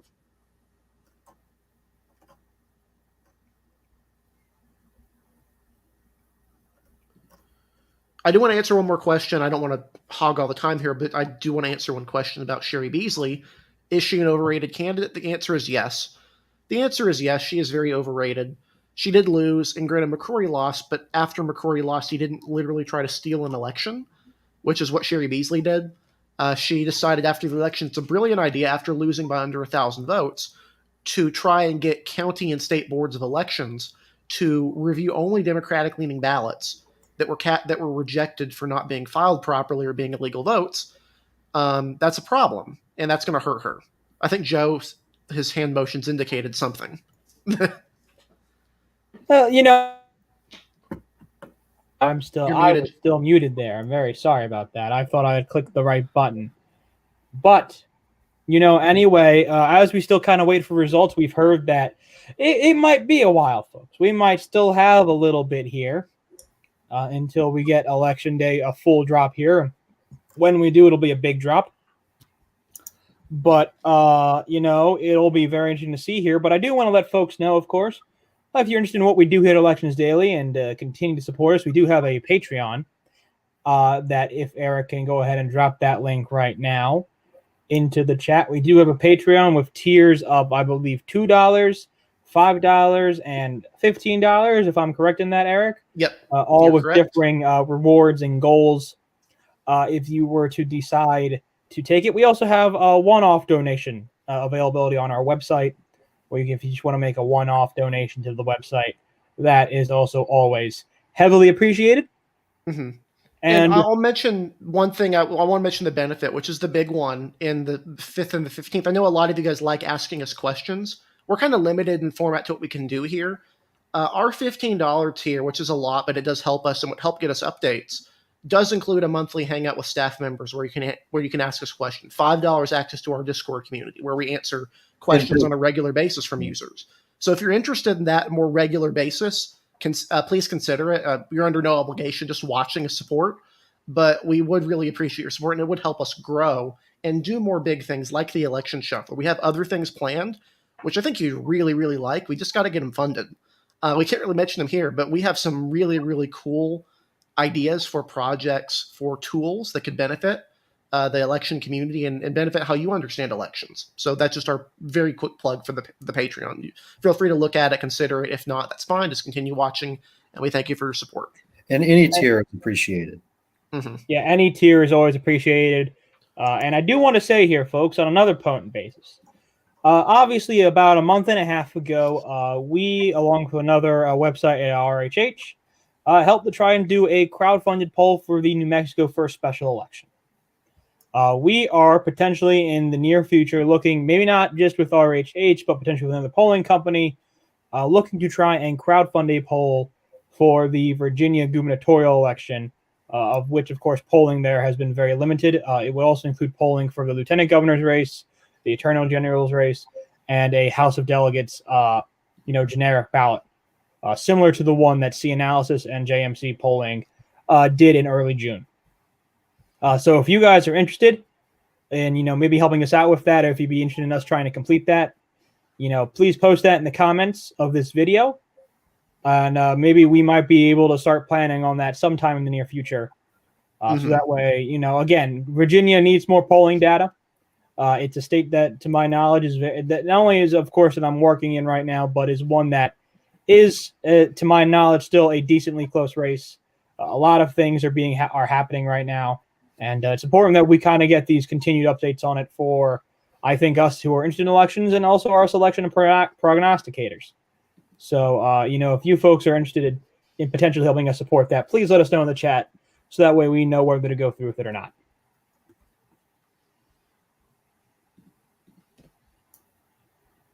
And for those who haven't, since there hasn't been an update in a while, we'll just continue to where the race is right now. Right now, Jake Ellzey holds a lead of about 1,100 votes, a little bit under that, or a little bit over that, sorry, 1,150 votes, around that 53 to 47, with about half of the precincts in. We expect this is about half the vote. The election day vote is not in yet. In Tarrant County, Jake Ellzey leads by 300 votes, about 3% of the vote. This is the most populous county in the district.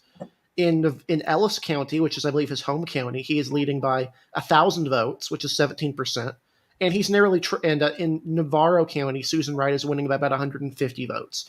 And Navarro will be the smallest county reporting, so it's the least valuable here. The big ones to focus on will be Tarrant, and then to a smaller degree, Ellis, which is mainly because of the margin that Ellzey will likely be pulling there. He's pulling a very strong, again, he's leading by about 1,100 votes.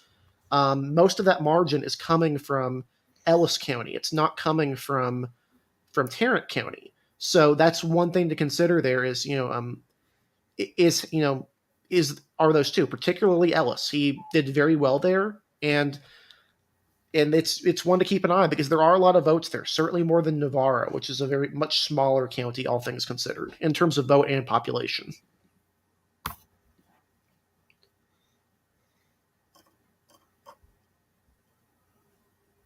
Ooh.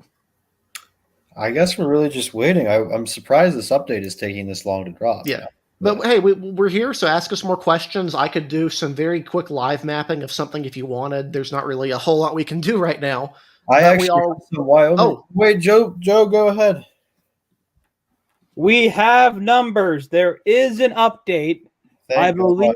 I don't know where it's come. Yes, and I believe it's come from Tarrant County. Oh boy! You've got to believe. Very bad for Susan Wright. Oh boy! So yeah, Susan Wright. After some I believe some election day votes have dropped in from Tarrant County. Jake Ellzey still leads in Tarrant County by about 300 votes. And more. A bunch more just dropped. Jake Ellzey continues to lead in Tarrant County. He leads by about 900 votes now. Just a huge update from Decision Desk HQ, meaning he now leads again by 5 points. Decision Desk is reporting that 78% has been reported in Tarrant County. So there was the big drop we were waiting for, folks. There was the drop we were waiting for. With 78% in and Jake Ellzey still winning in Tarrant County, that is a massive. It's not. I think the first one has shown. Yes, the Tarrant vote has shown up on Washington Post. Yeah. But obviously here, quite according to Decision Desk, though, 78% has come in from Tarrant County. Susan Wright still very much down in this race. That's a big concern. Yeah, I'm going to pass it over here to Eric, who's clearly got some things to say to kind of explain more. That's 3,800 votes out of 11,000 expected from Tarrant County. That's really, really bad for Susan Wright.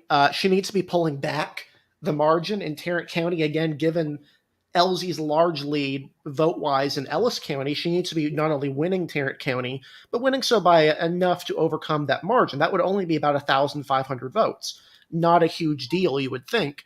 But instead, she's losing there. She's now down by 1,700 votes in the entire district. She's leading in Navarro County by 150 votes, losing in Ellis County by about 1,000 votes, and then losing in Tarrant County by a smaller margin. I think it's around 850 votes. So all said, that's not a good total for her.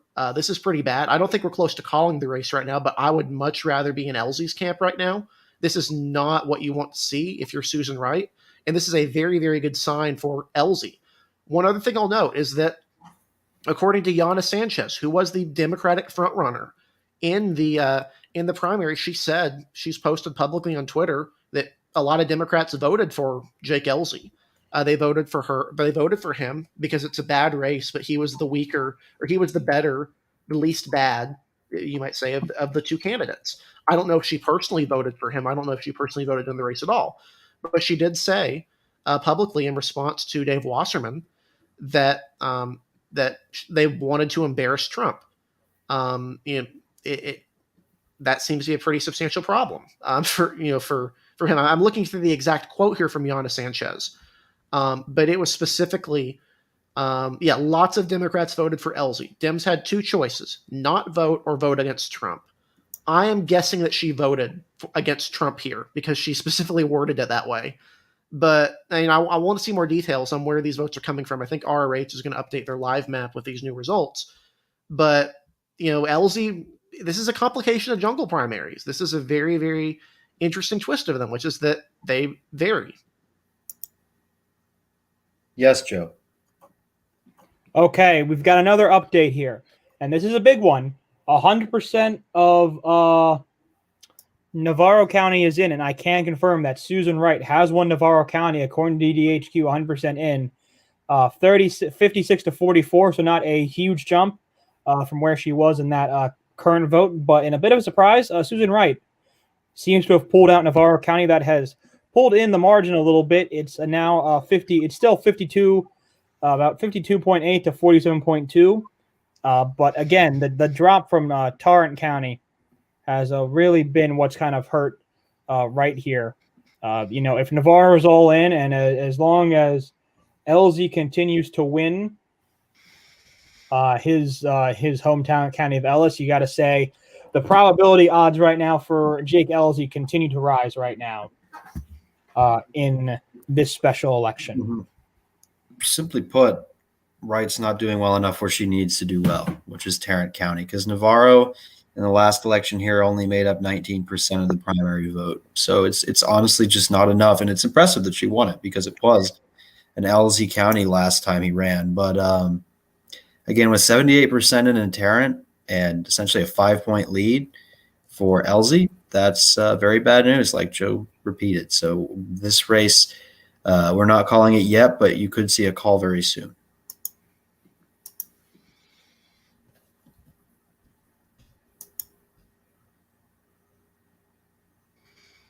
And I am looking at the RRH map right now, which, again, you can go to their website. It's right on the front page. Cindy C9 is operating this. It's specifically the Tarrant County portion, which is really, really good. And and Ellzey has actually expanded his margins in those areas of Arlington that I mentioned, specifically Arlington, that leaned Democratic in the presidential election, that did vote for Republicans in the special election, the multi-candidate field.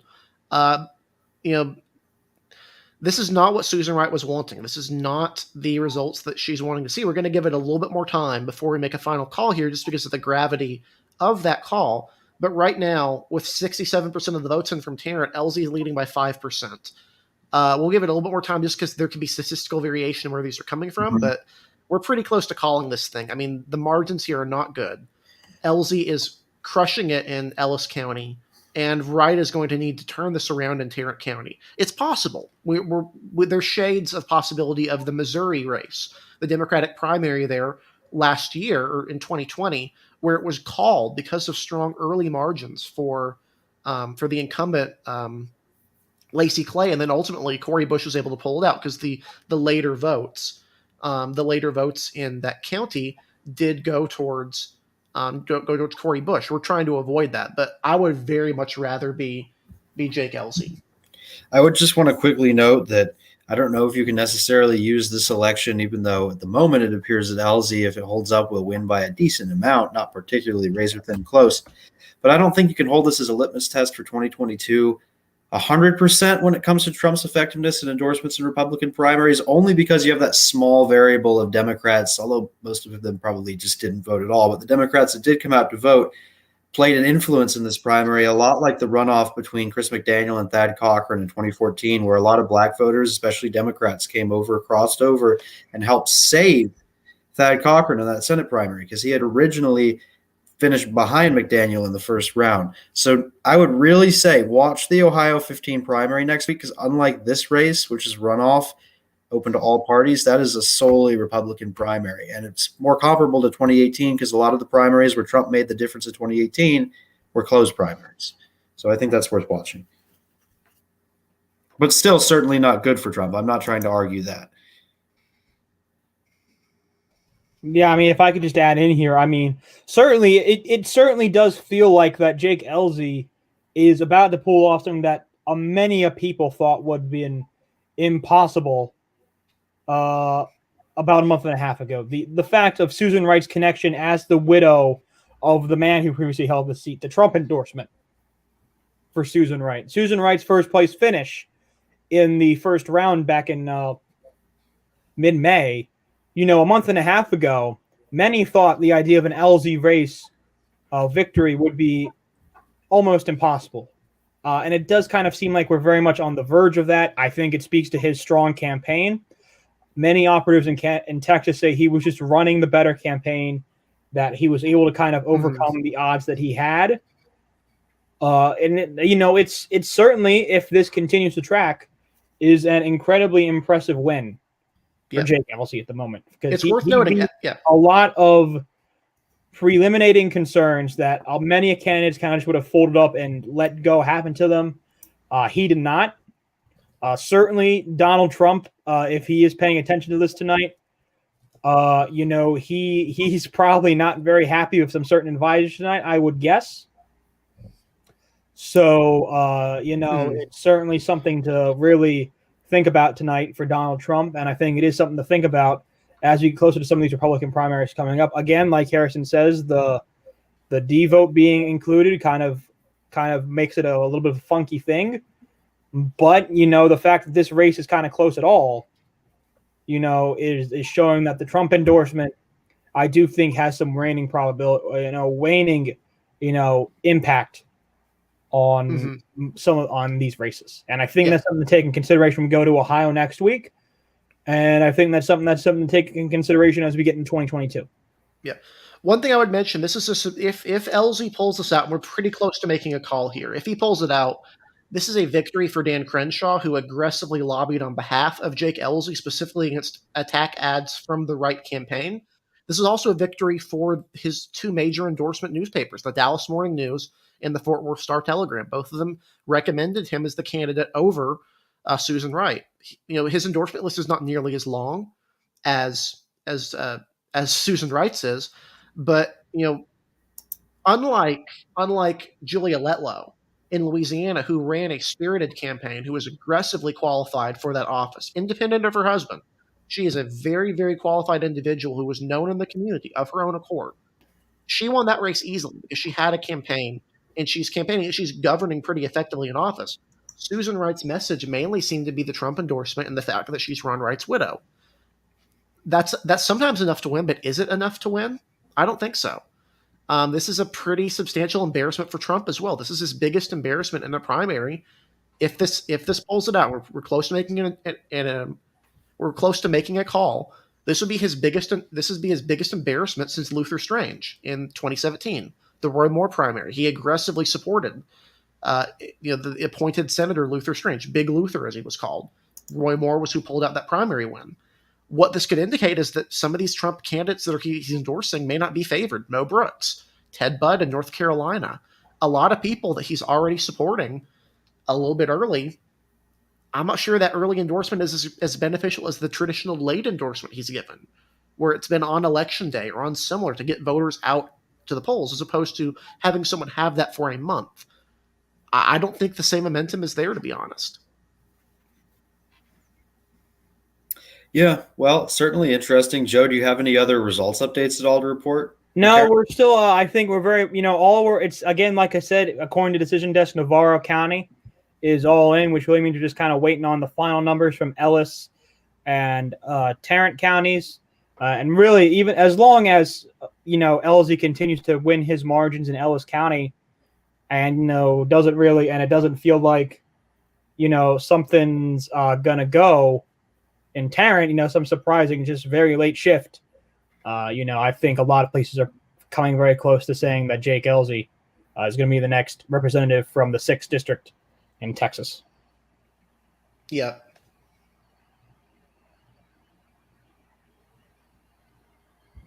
And again, I think to a degree, you really need to consider this. If we're looking at these races in the future, the widow advantage might not have been the reason Letlow did so well. It was the widow, yes, but if you look at her qualifications, her education, her knowledge in the community, her areas of expertise, all played very well for a congressional run, independent of her husband.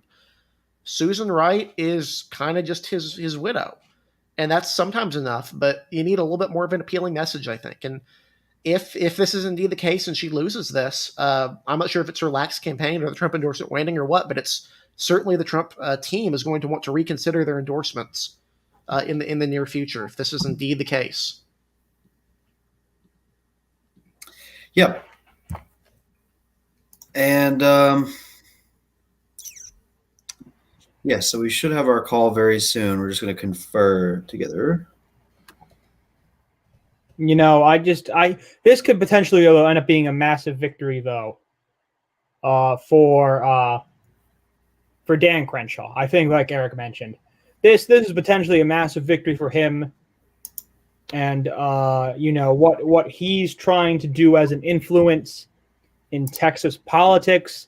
The fact that he went so hard for Jake Ellzey, and yes, I understand the fact that we had Democratic votes coming in tonight.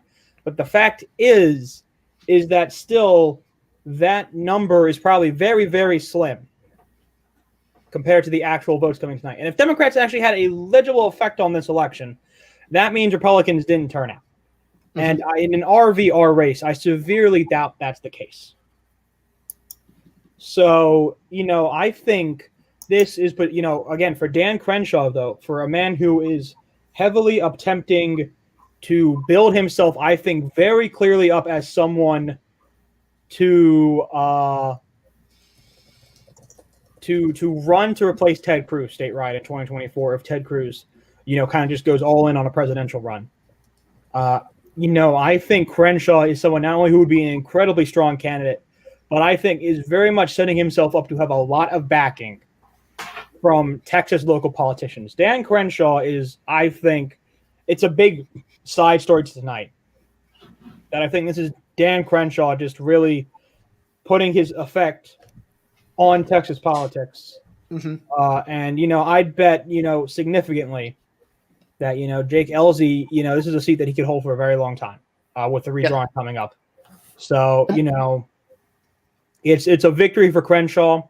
It's a victory for Ellzey. And no matter what you think, this is not a victory for Donald Trump and his want to continue to have influence over primaries in congressional races. Mm-hmm. One thing I would mention here about Crenshaw, which is interesting, that's a very good point about his growing influence in the party. This isn't the first time he's come to bat for a candidate. He went to bat for Tony Gonzalez in Texas 23, a race most people left to dead. I think we had it likely Democratic. People didn't expect that race to hold, but he aggressively supported Tony Gonzalez.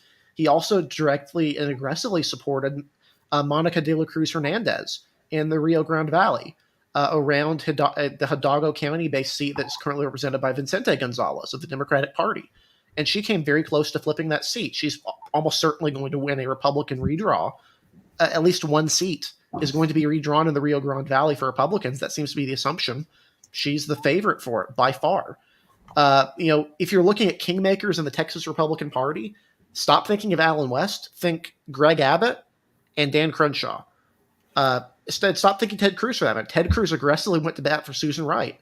Dan Crenshaw is a growing voice in the Harris County Republican area, the state as a whole.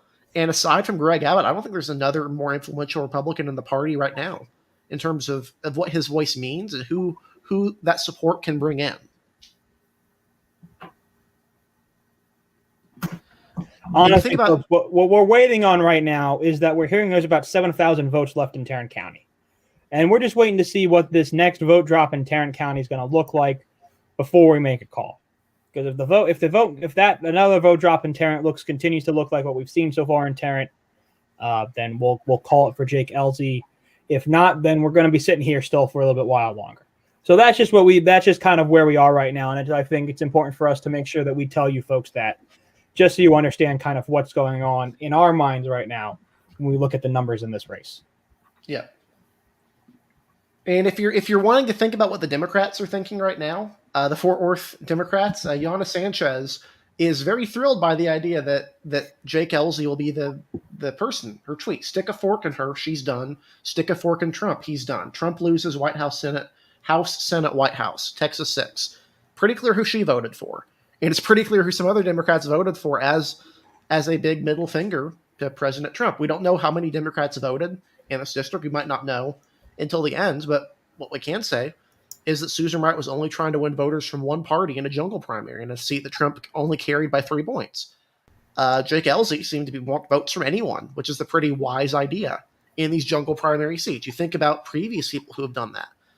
Eric Swalwell, when he was running in his district in California, went up against an incumbent, Pete Stark, one of the most well-known Democrats in the House, one of their experts in healthcare policy, longtime liberal, well-known in the party. He ran against Pete Stark, who was an inflammatory sort of candidate.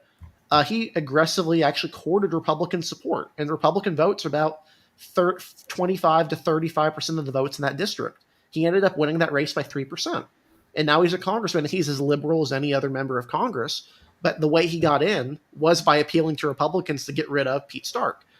I don't think Jake Ellzey was aggressively going against Trump here.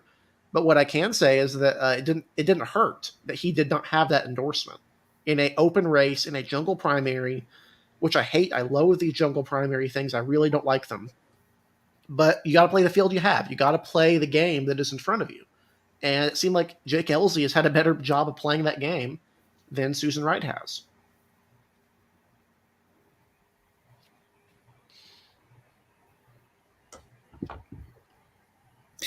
I personally wouldn't extrapolate much from this regarding the veracity of Trump's endorsements and their ability to do anything. I mean, again, this is a runoff in an open jungle primary. Let's not get ahead of ourselves. I think it's unwise to extrapolate this for 2022. Next week's primary in the 15th district is by far a better litmus test to start of Trump's influence in House primaries, because there are not going to be any Democrats in that primary saying, we're done with President Trump, let's stick it to him by voting for X candidate. And while that number is probably small, again, I don't fully agree with the reasoning. I think we should be a bit more cautious. Mm-hmm. I'm not saying it was the decisive. What I am saying is that there are Democrats that voted. We won't know the margin until the end of this race. As of right now, is it plausible that enough Democrats voted to flip this race? I mean, we're talking about a margin of what, 1,000 votes right now, 1,600 votes. It's quite possible that margin could be Democrats. It could be Republicans too. We really don't know. But yeah, this is the touted benefit of the jungle primary. This is the test case, if you might say, of advocates of the jungle primary, which we have advocates of jungle primaries at Elections Daily. We'll point to races like this and say, yes, they're two candidates of the same party, but the voters were able to elect the candidate that was more moderate. I don't know if that's the case of Ellzey, but he certainly didn't have the Trump endorsement. You could say the more medium candidate. I disagree with that. I think it's an unjust outcome here. The Democrats did not have a candidate on the ballot in a district. They got 38% of the vote in this primary. But again, you got to play the game with the rules that are in play. And given the rules, I think people have made strategic decisions in who to vote for. That would be my personal opinion on this margin right now. I do think there is a factor of vote splitting. But again, we don't know how many voters are Democrats in this race, I don't think. And I don't think we will know that. We can kind of look at the vote density of some of these precincts and compare them to others. I would suspect Republicans turned out far more. But it's really really an interesting show tonight. I think this is not what we expected. We had the race rated in favor of Harrison's race rating was in favor of Susan Wright. There was no public indication that this would be the result. And chalk up another L for the pollsters, I guess. Well, to be fair, they were internal polls, and so were the polls that were internal that would have showed Ellzey also leading. Mm-hmm. And again, I could go on a rant. I do want to answer this. I thought this was funny. Noted Democrat advocate Eric Cunningham. Yes, I fundamentally dislike jungle primaries. I think voters should have a candidate from every party that is on the ballot, or that is from every party that runs a candidate, that has fielded a candidate. That they should have a candidate to vote for. I don't think it's just that voters only had a choice between two Republicans. I think that's not fair to voters. I think they were robbed of an option. I don't think it would have changed the outcome, but I don't think voters were done a service by the system. And this hurts Republicans and it hurts Democrats variously. In red districts, in Louisiana, you can see two Republicans running. In blue districts in Louisiana, you can see two Democrats running. That's been the case with runoffs there. In California, we've seen R versus R, D versus D runoffs. Some of them have seen Republican versus Republican races in districts where Democrats won a majority of the primary vote. I just think the system's problematic. That's just my personal opinion on this. So that's about as political as I'll get on this program. I think there's flaws with the system. I think there's benefits, but I think there's some pretty big downsides. And I do think voters would be better served if they had an option on the ballot more than just 2 Republicans. That's what a primary is for, not a general election, in my opinion. I thought this was interesting as well when you were talking about Pete Stark.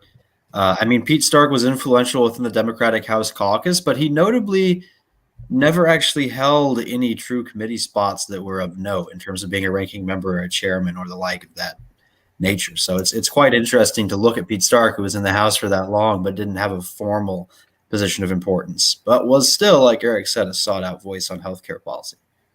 Mm-hmm. I guess we have a greater trend question from the same person. It's kind of weirdly worded, but I would throw it to you guys. I guess he's trying to ask, is Texas long-term trending statewide toward the Democrats? If so, how fast and when will it reach that point? I don't know. We saw a bunch of weird swings in Texas. We saw the Rio Grande Valley swing tremendously Republican. Exponential. We saw counties like Starr and Zapata County, a bunch of rural counties, and counties like Hidalgo and Cameron County, Hidalgo County and Cameron, flip, almost get very, very competitive. Cornyn actually did even better than Trump in those counties. Cornyn also did pretty well in the suburban counties, Tarrant, Collin, Dent. He did well in those areas. So I don't think Texas is done for Republicans. I don't think it's a done deal. And I think Democrats are doing themselves a disservice if they're assuming that a state is just because the state has cities and the cities are growing, that must mean Democrats. You think about it. What Democrats said for decades in Texas was that once Hispanic voters turned out, Texas would go blue. And that went out the window last year. Yep.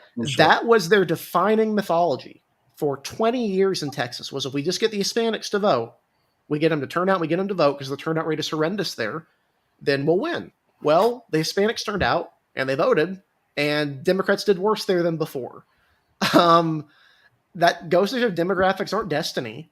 I can say Harris County, seemed to shift a little bit Republican compared to where it was. There's whites that voted more Democratic, but Hispanic voters there around Pasadena voted more Republican. I think it's a very complex state. It's a very big state with a lot of competing demographics, very similar to Florida and to North Carolina in terms of what you're balancing, but especially to Florida.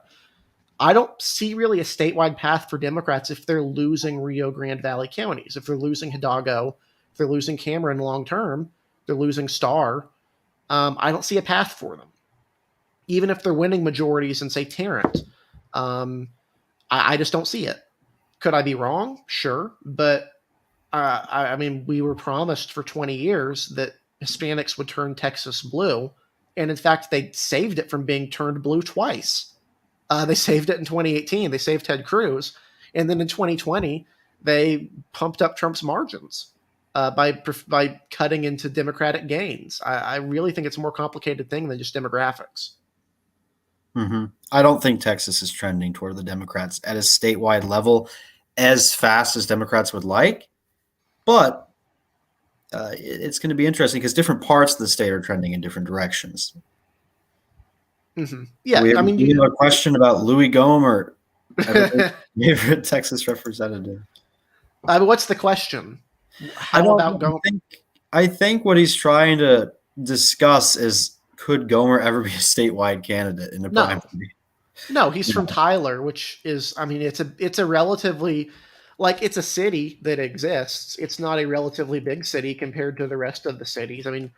Candidates from that part of Texas don't typically do better statewide. I think the future of the Republican Party in Texas is still based out of Austin, Houston, Dallas, the Triangle, and then to a lesser degree, San Antonio and the Rio Grande Valley. Hidalgo County in particular, I think, is a really strong local party there with competent officials that could be a very good incubator for Republicans in the long term. Mm-hmm. But yeah, this race, again, we're waiting on the final results, but ultimately we are going to have a call very soon, and that'll be wrapping up our coverage here. Yep. So in the meantime, just stick with us. We've been told that we should have 11 minutes drop in within the next 11 minutes. So that'd be the top of the hour. Yeah, Eastern, that'd be the top Eastern of the hour. time here, 10 o'clock Eastern time here. We should have some knowledge, probably official knowledge about where this is going.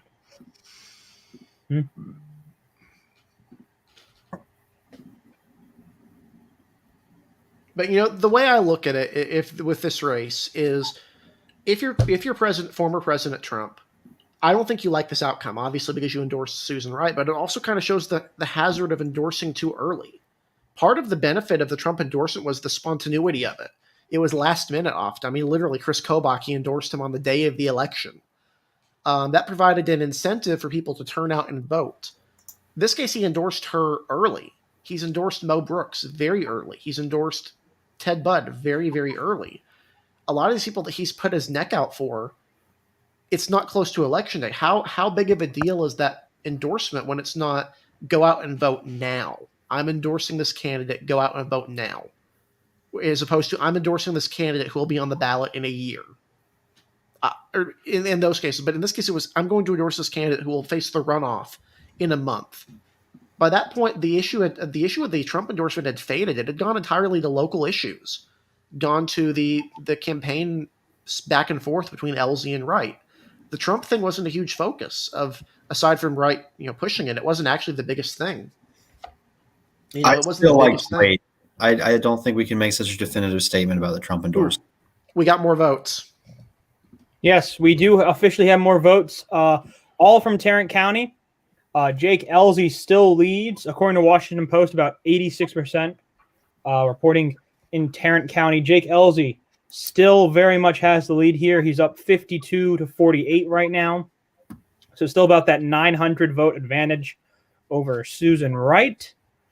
According to our Texas sources, only about 2,300 votes left in Tarrant County. So, it's again, looking rougher and rougher by the minute here for Susan Wright. So, it's something to continuously, be legitimately, I think. Yeah, I do think it does seem like, at least to me, that this race is almost over here. Soon.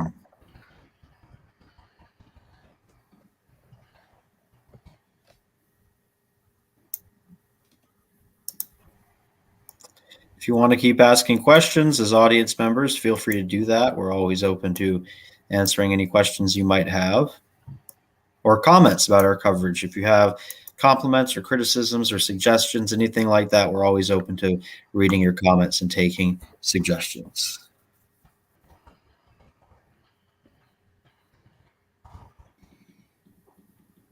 And I think we have a call coming in here. Stand by. All right. We can now officially project that Jake Ellzey will win the Republican runoff in the 6th Congressional District at long last. And again, I think we've kind of run the course on what we can talk about with this. We basically all but called the race, and now it's officially over. But as we posted on our official Twitter, it's a substantial embarrassment for former President Trump, and it's a big victory for Crenshaw, Representative Crenshaw, who endorsed who endorsed Jake Ellzey aggressively and stood by Jake Ellzey throughout the entire process.